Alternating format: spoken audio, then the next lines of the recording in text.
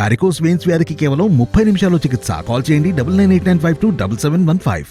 కాసేపట్లో మున్సిపల్ కార్మిక సంఘాలతో ఏపీ ప్రభుత్వం చర్చలు జరపనుంది. మంత్రులు బొత్స సత్యనారాయణ, ఆదిమూలపు సురేష్ తో పాటు ప్రభుత్వ ప్రధాన సలహాదారు సజ్జల రామకృష్ణారెడ్డి మున్సిపల్ కార్మికులతో మరోసారి భేటీ కానున్నారు. సమాన పనికి సమాన వేతనం లేదా ఉద్యోగాల క్రమబద్ధీకరణ చేయాలంటూ కొన్ని రోజులుగా మున్సిపల్ కార్మికులు సమ్మె చేస్తున్నారు. కార్మికుల సమ్మెపై నిన్న బొత్స సత్యనారాయణ, ఆదిమూలపు సురేష్, సజ్జల మున్సిపల్ శాఖ అధికారులతో చర్చించారు సీఎం జగన్.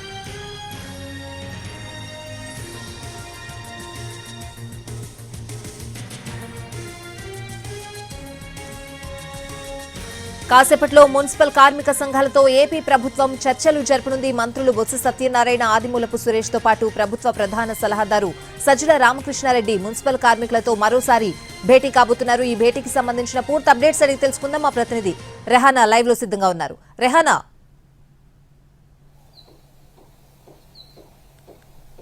స్వాతి, మరి కాసేపట్లోనే మున్సిపల్ కార్మిక సంఘాలతోటి ప్రభుత్వం చర్చలు, మరో దఫా చర్చలు నిర్వహించనుంది. ఇప్పటికే జీఓఎం తోటి సమావేశం జరగనుంది. జీఓఎం లో భాగంగా ప్రభుత్వ సలహాదారు సజ్జల రామకృష్ణారెడ్డి, అదేవిధంగా మంత్రులు బొత్స సత్యనారాయణ, ఆదిమూలపు సురేష్ హాజరు కానున్నారు. అయితే ఆదిమూలపు సురేష్ తన నియోజకవర్గం కొండపల్లిలో ఉండటంతో ఆయన ఈ సమావేశానికి వర్చువల్ గా వీడియో కాన్ఫరెన్స్ ద్వారా హాజరవుతారు. అదేవిధంగా సంబంధిత శాఖల అధికారులు కూడా ఈ సమావేశానికి హాజరవుతారు. ప్రధానంగా మనం చూసుకున్నట్లయితే మున్సిపల్ కార్మికులకు సంబంధించిన ఉద్యోగులు కదా, కార్మికులు కొద్ది రోజుల నుంచి వాళ్ళు ఆందోళన చేస్తా ఉన్నారు. సమ్మెకు సంబంధించి సమ్మె బాటలో పట్టున్నారు.